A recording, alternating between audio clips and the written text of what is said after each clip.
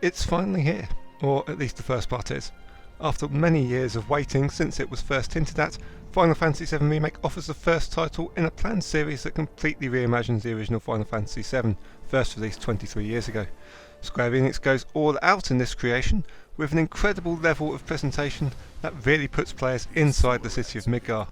There was a mixture of both excitement and apprehension to see how it would all turn out, but this first part does about as well at kicking things off as anyone could have reasonably expected. The game starts in exactly the same point as the original, with mercenary Cloud Strife joining the group Avalanche in its mission to blow up a reactor in the city of Midgar.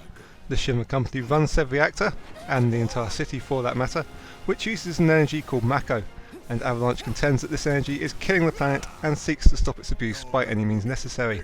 Cloud himself is a former member of an elite Mako enhanced force within Shimmer known as Soldier. Final Fantasy VII Remake contains nearly all of the story beats from the equivalent portion of the original game up to the escape from Midgar sequence.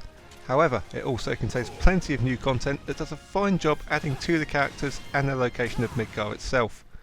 Tifa is one of the characters to benefit most from this, as the game does a great job in showcasing her motivations and her relationship with Cloud, while Cloud himself is much better showcased as someone trying to portray a tough exterior and not doing a brilliant job of it.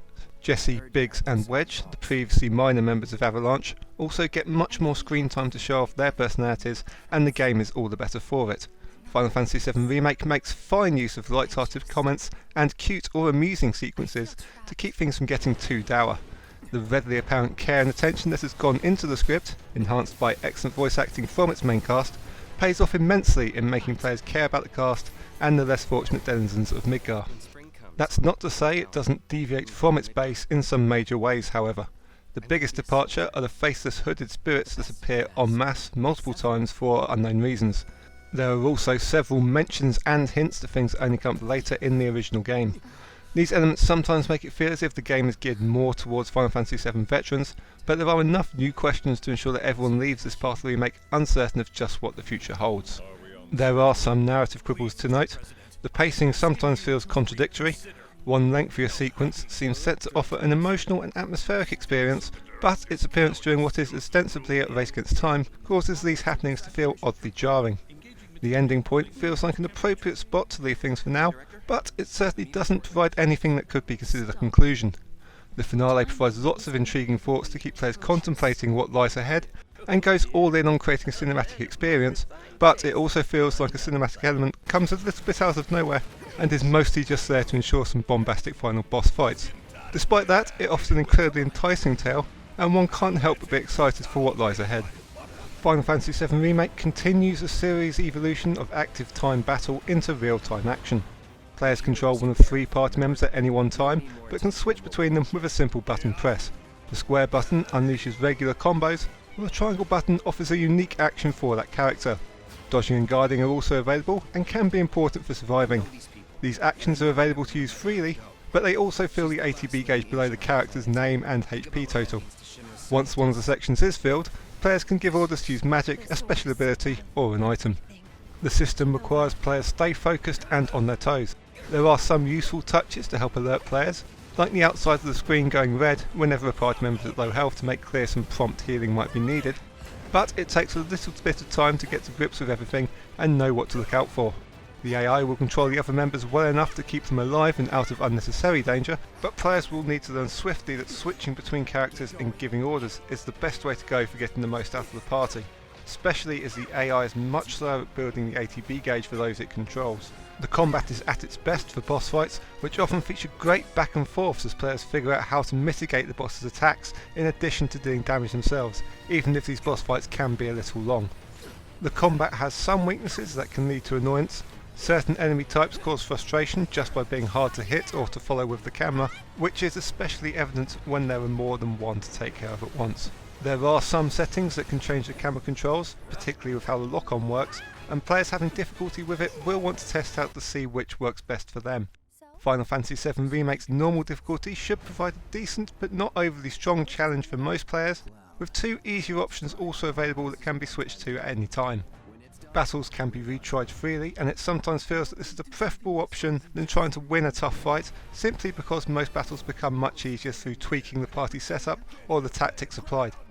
There's definitely a learning process to Final Fantasy VII Remake's combat, but as a result it becomes incredibly rewarding to those who can stick with it and become able to best use their arsenal to full effectiveness.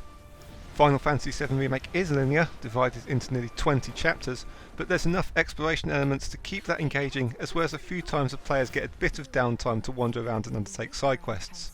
These side quests themselves are the usual RPG fare: kill certain monsters, find certain people or items, etc., but offer a nice excuse to wander around a part of Midgar. Remake also shares the original's penchant for minigames, offering nice breaks from the regular action, including an additional bike section and a bizarre yet wonderful sequence in Wall Market, among many others. There does feel like some padding. The aforementioned atmospheric sequence midway through and the second to last chapter both run much longer than they needed to without gaining anything from it. However, the overall length feels just about right for the content. Materia played a big part in character customization in the original game, and the same applies here. Each weapon and armor option has a number of slots in which to put these orbs, which primarily provide access to specific spell types, such as lightning or healing magic, but also offer other boosts, some of which can be used in conjunction with other materia. Remake adds to that customization by making weapons upgradable, giving lots of passive boosts, as well as potentially unlocking new materia slots. Each weapon also provides a unique ability that can be learned permanently with enough use.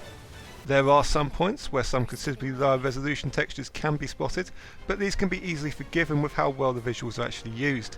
The designs of Midgar are familiar, but given a whole new perspective. The oppressive plates encircling the city are now always in full view, and there's a definite sense of the ground-based populace trying to make do as best it can in a grim situation. Midgar is expertly showcased through both the wider picture showing its scale, as well as through all of the fine details present in abundance. On top of this, the direction of cutscenes and the action of combat makes the game ultimately a 30-hour visual treat. The same applies to the audio, in fact arguably more so. Masashi Hamauzu and Masuto Suzuki head up the remake soundtrack, providing a mixture of variations on the original themes, as well as plenty of brand new tracks, and they work wonders throughout. On the voice acting side, Britt Baron is a particular standout as Tifa, but all of the main cast do an excellent job in conveying their characters' emotions during events. A few characters are a little bit overacted, both visually and audibly, but the general groundedness of the main party remains strong throughout. Returning to Midgar has been a much more fulfilling experience than I expected going in. Seeing all of these characters and the world fully realised in 3D has given me a whole new appreciation for them, and I'm very much looking forward to what's next in store.